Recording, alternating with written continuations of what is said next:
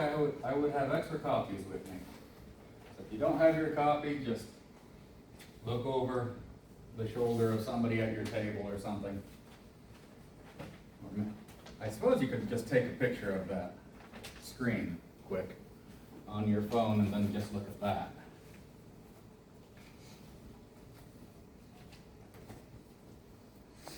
I stole this schema diagram straight from your assigned textbook because basically every example that your textbook talks about, shows, illustrates, comes from this database, and so it's nice to know the basic structure of every table that this book is ever going to talk about.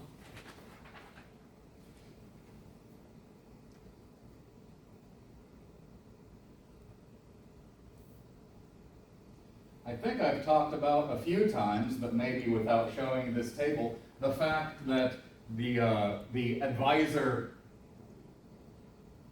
entity described by the advisor table here, which consists of an S underscore ID and an I underscore ID.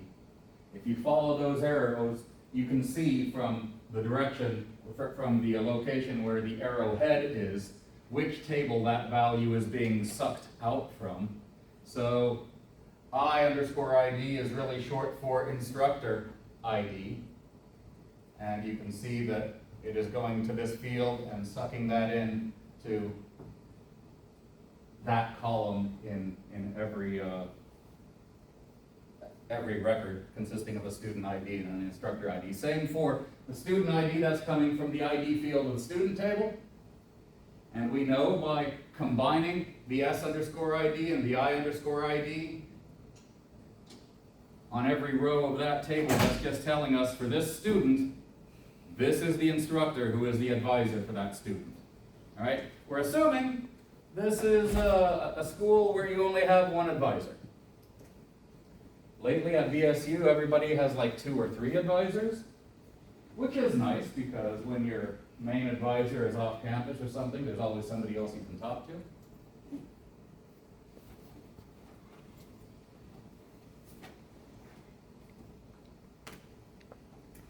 So last time, I guess I ended a few slides back from this, so let me go back a few. There, I think this was my last slide. I was talking about these 2 tables, which also you will find their design on your schema diagram in front of you. You'll see that the instructor table has 4 rows, ID, name, department name, and salary. They're not really telling you what the data types are, but hopefully the names are descriptive enough that you can look at them and figure, well, I bet that's going to be a number and that's going to be a string. So everything that we need to know about instructors, instructor entities, instructor instances is encapsulated within this table. Instructors have a particular star ID and then they have a name, who I guess we're going by last name here. And then they're assigned to a particular department and they have a particular salary. Everything that the database needs to know about departments is encapsulated within the department table. Every department entity on campus consists of that department's name, a string, the building in which that department is housed, another string, and then apparently they wanted a number in there, so department yearly budget or something, however much money that department has to buy supplies and lab supplies maybe for the year or something. Make sense? And so just like we saw that student table rows or values and instructor table values were being put together in order to create a new type of information, the advisor-advisee relationship for every student in this database. Sometimes we need to connect tables together in order to answer questions such as this one up here, find all instructors who work in Watson Building, without our actually having diagrammed it out on that schema table, on that schema design. But the way tables get related, or values in tables, or rows, I guess, in tables get related to rows in other tables is always the same, or in most cases is the same. And that's, they need to have same values that can be matched, that can be used to basically tie those rows together. And I guess by saying tying rows together, I really mean concatenating rows together. Really, we're always just concatenating one row to another row when they get matched up. And so we're essentially creating a third virtual table of just all of the rows that ended up being matched up between those two tables. The two tables that we see here. Because if we could create a third virtual table, created out of all of the instructor attributes and all the department attributes, then that row would have ID of an instructor, name of an instructor, department name of an instructor, salary of an instructor, and then if physics matched with physics here, then for that instructor row we would also have the building in which the physics department is housed, the budget where it's housed, and I guess the assumption is the instructors all work in the building in which they're housed. If that assumption is true, then having that joined row made up, concatenated together on the fly, would be helpful in answering that question, right? I mean, if we're forced to answer a question like that, given the data design that we have before us, that's probably our best attempt. We're just going to assume that instructors work in the buildings in which their departments are housed. They never, like on the BSU campus, go to other buildings to teach in those buildings' classrooms. I guess now my department is housed next door in the TAD building. I live in the SatGas building. Last year I thought my department was housed in the SatGas building, and you know, half the time I was teaching in the SatGas building, but the other half the time I'm somewhere else. So, I mean, again, this is a question that we're going to simplify our assumptions for.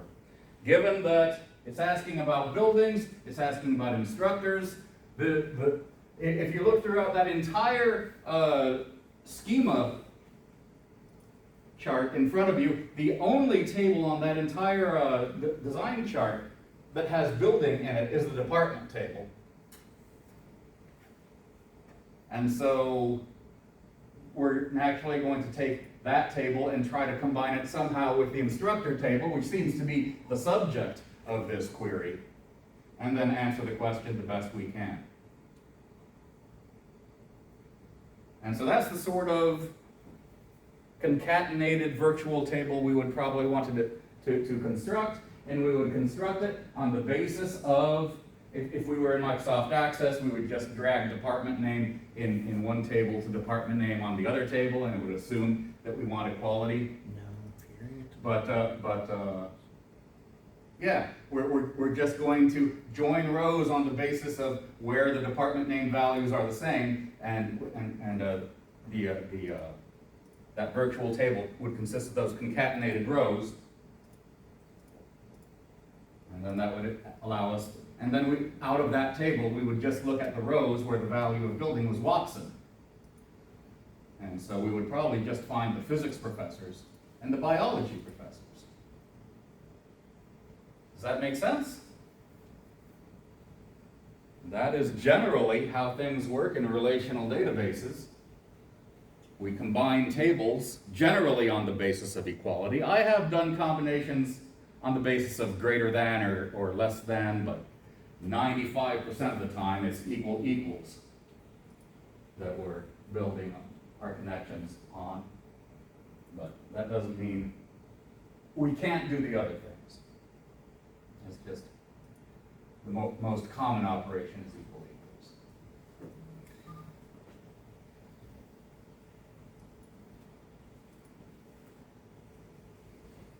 I have a question. Yeah. Say you wanted like if you pull from two different tables like this, can you make it so, is it common, I should say, to make it so that they generate like a third additional column, or like if I wanted like salary and budget and then I wanted something subtracting the salary from the budget to get Yeah, a better derived idea. columns. You can completely create derived columns if you want to, need to. Okay. Because that's a third virtual table. You can do anything you want to it. I mean, often we're filtering out extra stuff like salary and budget that we don't need. Okay. But just know that you're starting off with that base virtual table. You can add extra stuff if you need to. Often you're going to throw out entire columns because all you care about is instructor name and building name. Gotcha. Okay. In this case.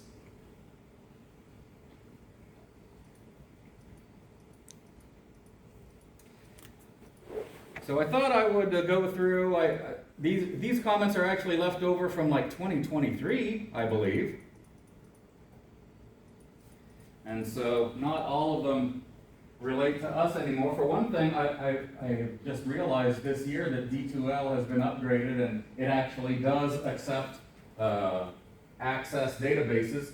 And people used to just zip them up into zip files to turn them in. And actually, I probably am never going to want you to turn in your databases because they're just too big, they're too unwieldy. I would rather have your reports where you show me the results out of your database than you sending me your database. I'm never going to download your database and then run the queries myself.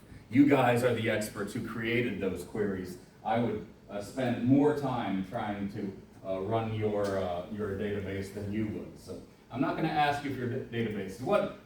But a couple of useful things that did pop out to me on this sheet about homework 1 comments that I actually saw in this year's homework. Actually, I mean, I didn't. My example used 3 tables. I related 2 tables together by creating an actual physical third table where by hand, I glued together actors to movies, and I noticed that most of your homeworks, you basically copied my approach, and just about everybody, I think everybody built a 3-table solution. I just want you to know that 3 tables is not always necessary, because if you've got one-to-many relationships, I believe I talked about that a week or 2 ago. For example, if I have books with a single author, again, that's a simplification. There's lots of books with multiple authors, but I'm excluding all of those. But if you have books with a single author, then you might have a book table saying book title and book author. The book author field might be an ID field from some authors table.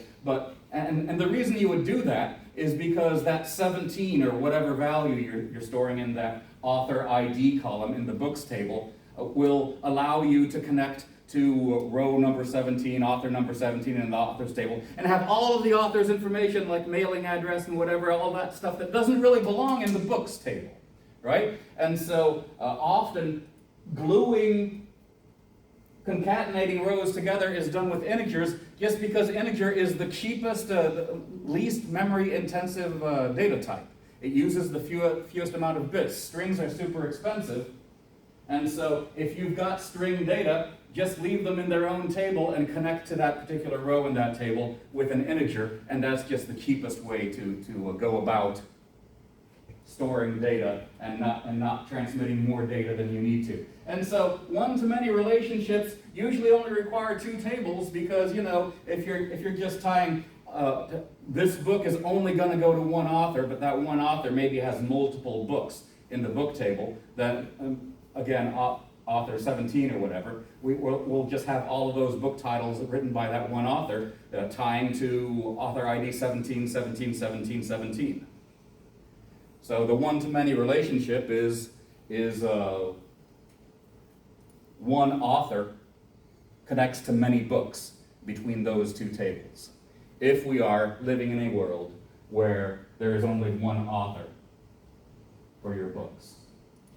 So again, there was, I remember Laura had an animals and animal types, animal categories situation, and I believe you did that. You built that with three tables, right?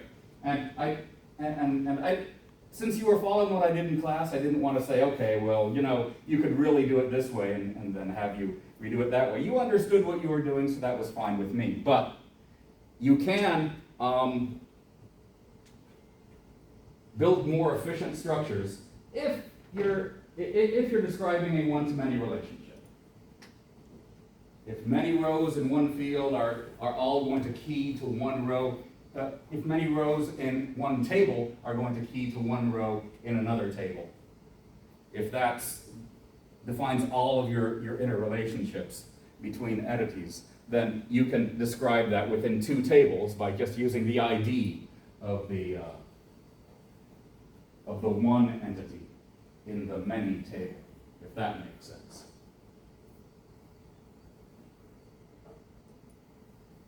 And I guess sports teams and sports players, if we're assuming that players only play on one team, then that's kind of a one-to-many relationship too. One team will have many players, but each player only connects to one team if we have a sports teams table and a sports players table, for example. And I believe Tyler had that example, right?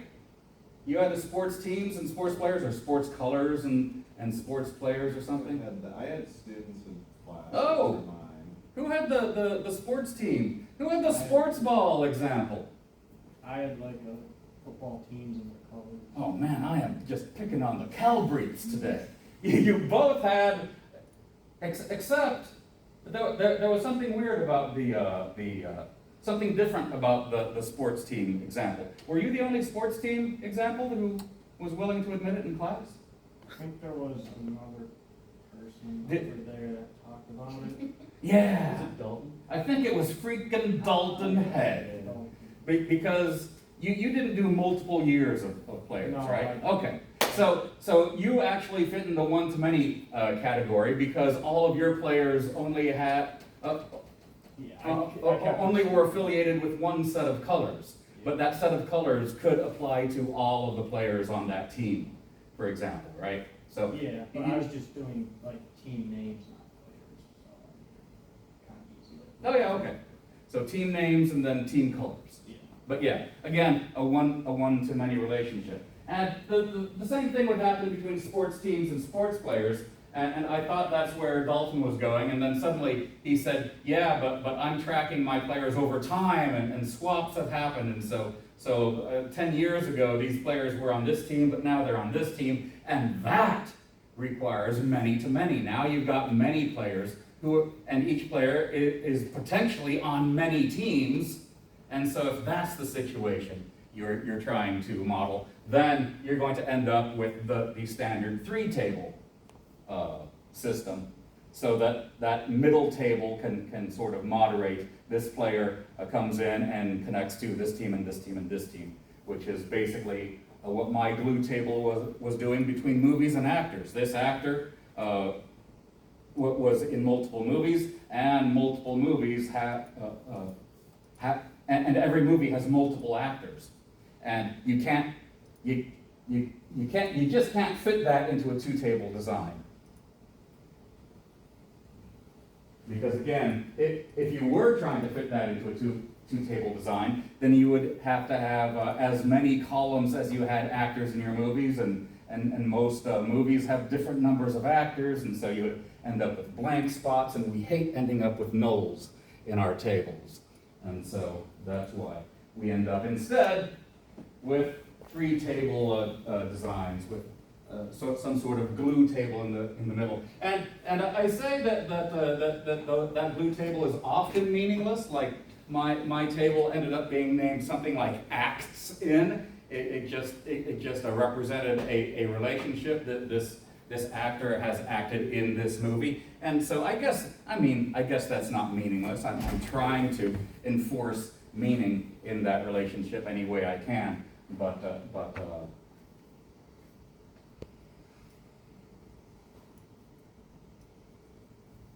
So I guess you can say that once you find a name for the relationship, then it's not meaningless. But sometimes some glue tables just feel like you're just mashing two values together in order to force that concatenation to occur. But maybe that just means you haven't found a good enough, meaningful name for that table yet. And I believe when I first did that example for you, I just named that table other. I hadn't come up with the acts in name that actually meaningfully define that relationship. Anyway, what have I said about primary keys? I'm sure I talked about primary keys in this class. I think my general advice was just not to use them. And I mean, that was just to simplify things for you. I don't think, making something a primary key in your table is going to allow the database to sort on the basis of that key, and so extract data in a sorted fashion from that table more quickly. But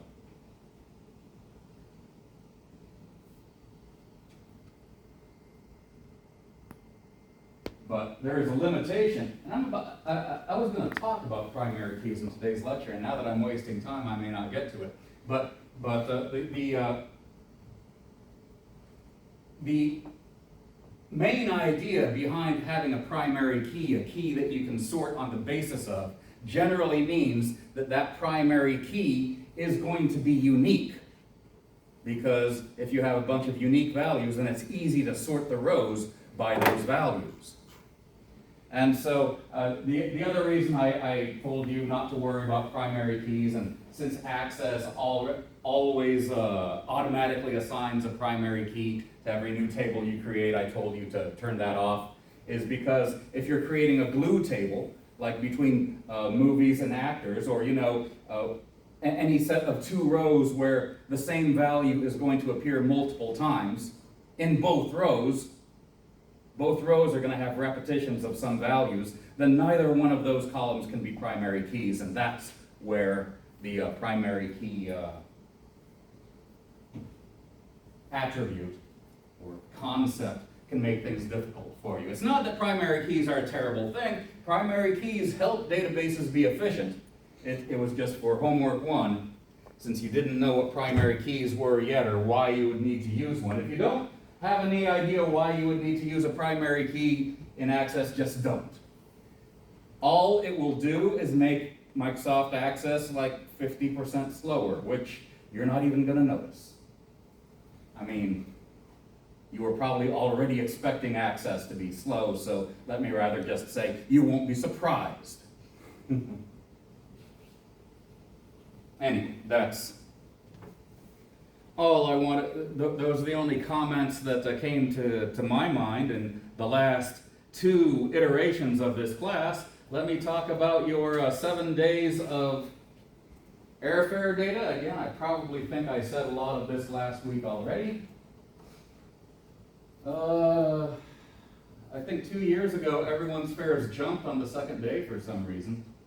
That didn't happen this time, and probably didn't happen for everybody last time either, but I heard it from enough people that I actually asked it in class. I told them to pin their flights so they'd be easy to find, because I want you to track the same 3 flights. The first time I did this assignment, people were assigning the cheapest 3 flights, and so that meant their flight numbers were always changing. They weren't always comparing apples to apples. I talked about making your x-axis a date-time field. That's why we're saving both date and time. Those are numbers that will combine together eventually into a floating point number that will allow us to sort those fares by date and time and create a chart that makes sense. Oh, I did notice that one person who turned in their homework gave me a bar chart for their airfares, and that's fine when you've only got 5 airfares. But I'm going to ask you to draw charts with 3 or 4 airfare lines in it, and if they're bar charts, then one bar chart will always be in front of the other ones, and so things are going to drop out of view and stuff. And so just use scatter plots, just draw lines connecting dots. We don't need the bars. The bars end up hiding stuff that's behind them. Did you have a question? No, I was wanting to. Now, the one thing I noticed last night when I was gathering some data was my flight times didn't change, or the departure and arrival time didn't change, but the actual flight, name itself changed. It went from like DL 20 something to another 20 something. So it had two different flight numbers, but had the same arrival and departure time. Okay, yes, a lot of flights are associated with foreign air companies like Air France and Delta are often associated, and so the same flight can have two different names like that. And so maybe that's what happened, or sometimes what an airline will do is replace a smaller plane with a bigger plane, Yeah. just to provide more seats, and so that may have happened, I don't know. Okay. Yeah. But otherwise, one thing that we did notice in database class like 4 years ago is when you turn in your Word documents to D2L, and I don't know, maybe this has changed in the upgrade, but you guys know that your Word documents are in the background of D2L all being converted to PDF, don't you? Maybe you don't know that. But when you turn in an Excel file to me to show me the chart that you made, I would rather see your charts in your Word reports, because your Excel files are also being converted to PDFs, which means your chart is often on some break line between two sheets of paper, and so it just looks weird. And so if you put your Excel charts into a Word document, then you can pretty much control what you see is what you get, because the Adobe Acrobat conversion from Word to PDF basically should show the same thing. And at least it does when you are in Microsoft Word and you go up to the File menu and choose Save as PDF. But you know what has happened with some people turning in complicated graphs to D2L is that I would open up it doesn't tell me that they're PDFs. It says this person turned in a Word document. And I click on what you turned in, and it shows it to me in its viewer, but what it's showing me is the PDF conversion. And what I would notice is I always tell people to describe, if you're going to have a chart or a graph in your report, describe it for me. Give a couple of sentences description. And then I would notice that people's descriptions didn't match the charts that they were describing. Isn't that weird? Why would they do that? I mean, they would say that this line is following this other line, say, this orange line is following the blue line, and I would see the blue line up here, and I would see the orange line down there, and, you know, I mean, they weren't doing what the description was expressing.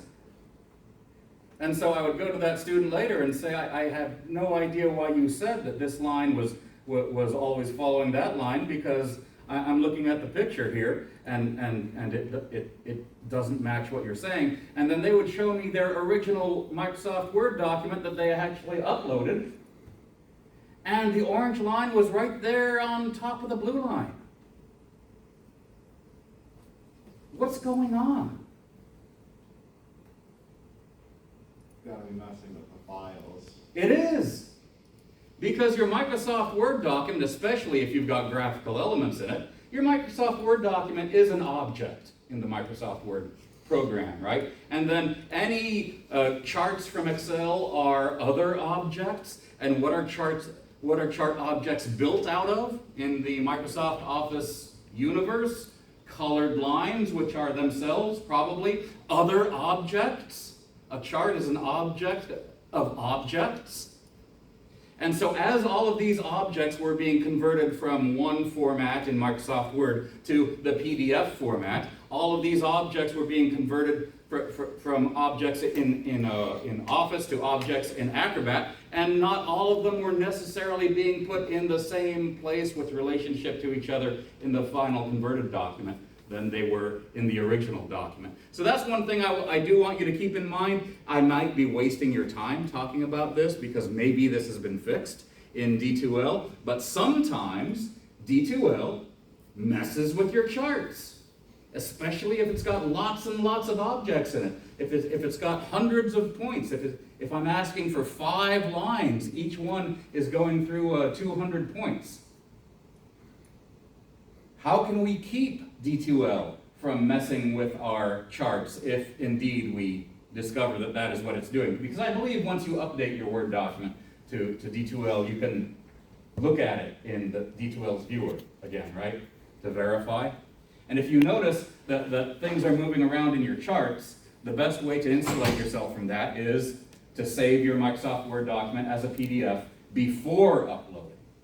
Because when you save it as a PDF, for whatever reason, the non-automated process that you were going to start off actually shows the same documents and the same arrangements of things in both views, both versions.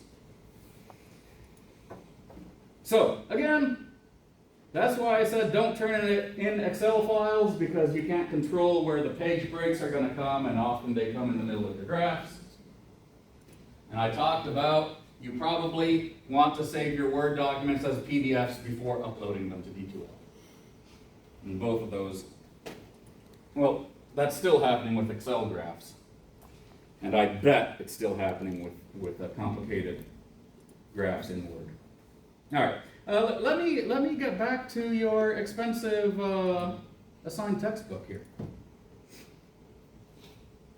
So again, everyone's got their schema diagrams for the database. And so let's look at the course section table. So I'm about to talk about this. Let me go back to my schema diagram. I guess we're talking about that section table there.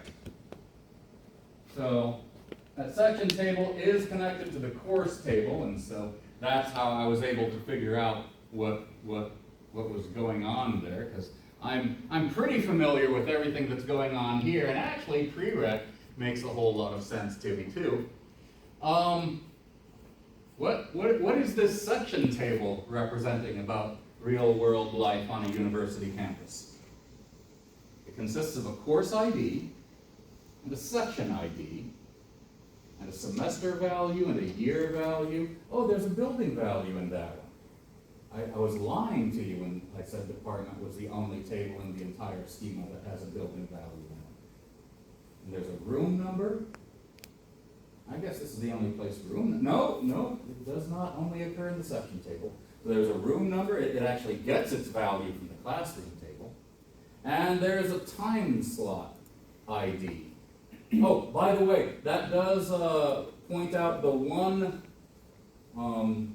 error, graphical error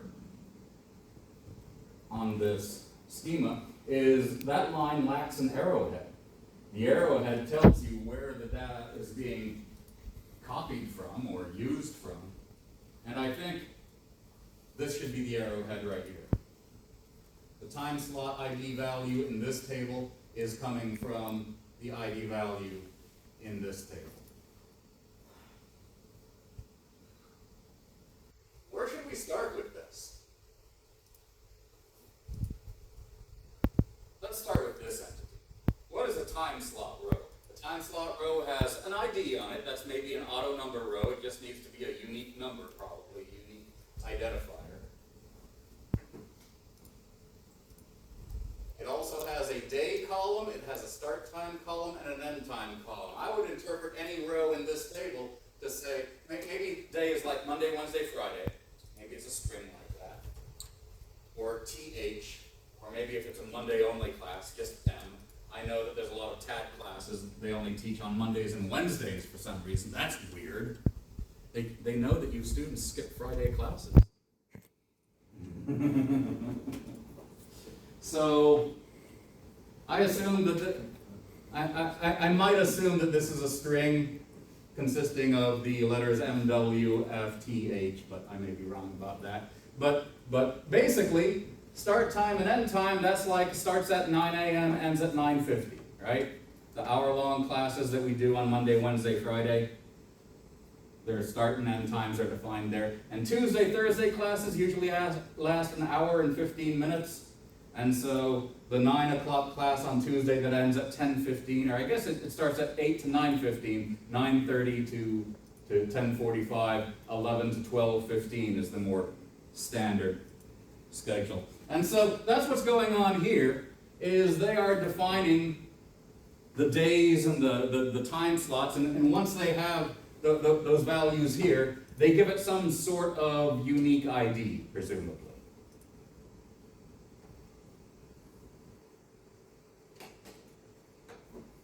Does that make sense? So whatever that ID is, and I think when we actually see the data in this table, that ID is just going to be a letter, capital A through capital Z. It's just, something to give a unique value to that row, so that we can refer to row number A here, and that means Monday, Wednesday, Friday from 9 to 9:50. Right? What is a section? Do you guys know what sections are? Have you ever taken a class with multiple sections? Not since they started firing professors, I think. But we used to have, we probably still have multiple college algebra sessions, right? You don't go to every college algebra class that's held on campus. You only go to the one that you were assigned. But often there are multiple college algebra classes. You've got the one from 9 to 9:50 on Monday, Wednesday, Friday. You've got one on Tuesday, Thursdays from let's say 12 to 1:15, and then you've even got that Wednesday evening class that's 3 hours long, but you only have to meet once a week. 3 separate sections, 3 different time slots. They're probably going to have 3 individual IDs. Those time slots are defined in that time slot table. And then when college algebra, whatever its name is, Math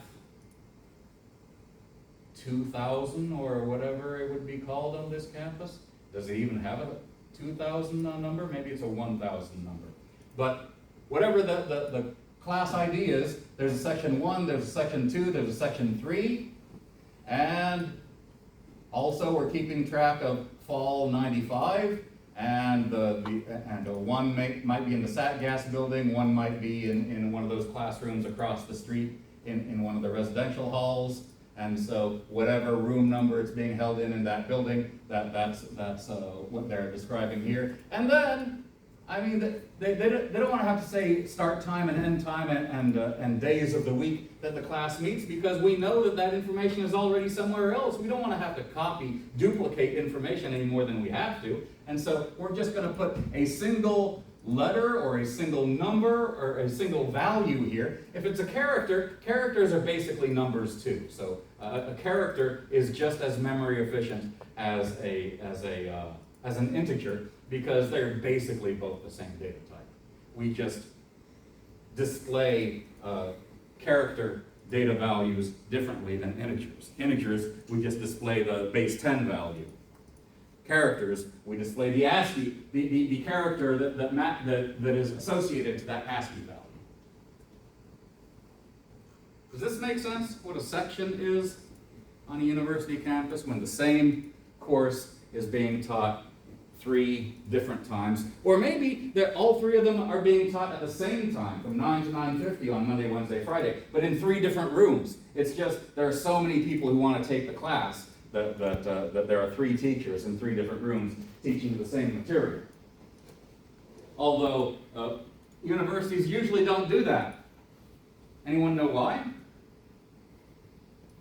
Because the point of having multiple sections is to give students a variety of times to choose from, because maybe you guys are taking a super important data structures and algorithms class Monday, Wednesday, Friday from 9 to 9:50 a.m. And so you want to take both data structures and algorithms and college algebra. So usually multiple sections of the same class aren't during the same time slot, because it would reduce the capability of students to fit that class in their schedule if they happen to have something in that slot. from their own major that's more important, they're going to put off that college algebra class.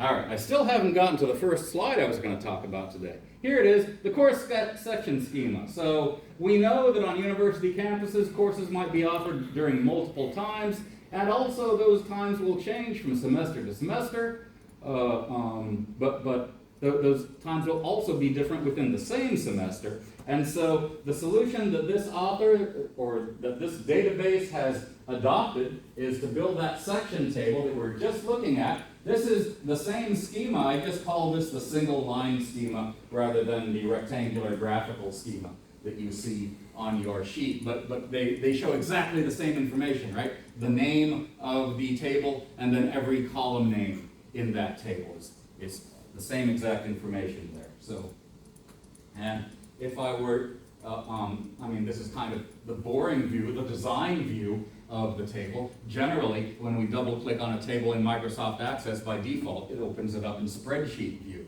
That's, at least a little bit more entertaining to look at. So it might look something like this. Again, I see 1, 2, 3, 4, 5, 6, 7 attributes in that single line schema, and I'm looking at that table and I'm seeing 1, 2, 3, 4, 5, 6, 7 columns. So that schema is accurately representing to me the design of that table, even though it's not telling me data types. But at least I know what the column headers are going to be. And so now I can start interpreting things. It looks like that we're only seeing classes taught in 2010 and 2009, but I need to subdivide that more because the semesters are different. So we've got summer semesters and fall semesters and spring semesters in 2009 and 2010. So I guess we've got 6 possible, so we're talking about 6 possible semester time periods in those 2 years. We're not just talking about summer or spring, fall during those 2 years, or a single course per year or whatever. And so when I see courses with different section IDs, but the same course name, or section ID values, then that tells me that, usually that's only going to happen when both semester and year is the same, right? And so what we're seeing here is that CS 319 is being taught twice in the same spring semester of 2010. It's just one of them is being taught in room Watson 100. The other one is being taught in room Taylor, in room 3128 of the Taylor building. And whatever their time slot is, we don't have that information in the section table because we've got a whole time slot entity table in our database that we're connecting to via this value here. So it's whatever time slot B is defined as, that's when this course is taking place in Watson 100. Whatever time slot C is, that's when the other section of CS 319 is being taught that semester in the Taylor building. Do you need to know that information? Preston? If you do, all you need to do is concatenate those tables together on the basis of same values in the time slot ID column. Because I've got to admit, I am kind of annoyed that I don't know what that time slot is, but that time slot ID is a key to the correct row that has all that information for me. It's just they decided to make a whole other table out of it, rather than making this table 10 columns wide rather than the 7 columns wide that it is right now. And why would they do that? Well, maybe we can see by looking at your design here. Yeah, no, they could have just made that a 10 column table because section table is the only one using the time slot information. But in the future, if they add other tables to this design, which also need to define their own time slots, then they'll have an entity that can connect to both tables as needed. Right now, there's no dominating reason why why time slot information should be outside of the section table, but maybe they're planning for the future. So that's not necessarily a bad design. We just don't see any point for the hiding of the information from us right now, since the only table that requires that information is section. I mean, looking at those two tables, that is a classic one-to-many design, right? All of these courses being taught at a single, during a single semester from a beginning time to end time are only taught during that one time slot, right? Many courses are mapping to the same one time slot. That's a many-to-one design, which is the same as one-to-many. So I just call everything one-to-many.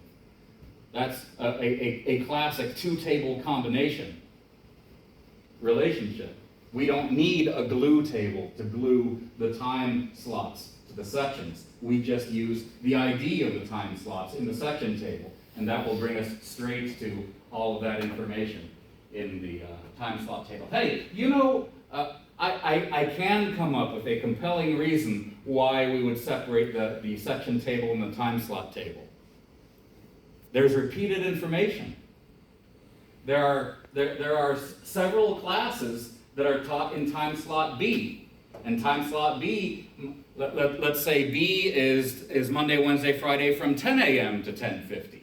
And so I'm looking at this table here, and over those 2 years, there were at least 3 classes that were taught Monday, Wednesday, Friday from 10 to 10:50. And that takes up 3-4 columns of information in the time slot table. And if we had just included all that information in this table, then we would have 3 values that are exactly the same everywhere where you see a B. 3 columns of values everywhere you see a B, and then all of the A data would be repeated, and all the D data would be repeated, all the H data would be repeated, all the F data would be repeated as many times as those letters are repeated.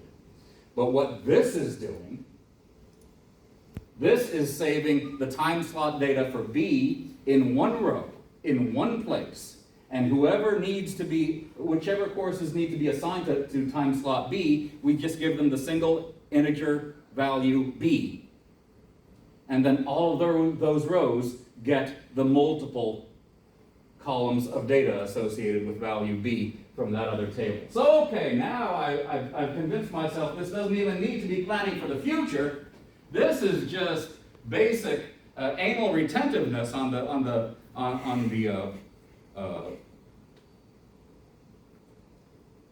side of the programmer who just didn't want to duplicate information. And I am 100% behind that design. I will work hours extra to represent my data just 2% more efficiently.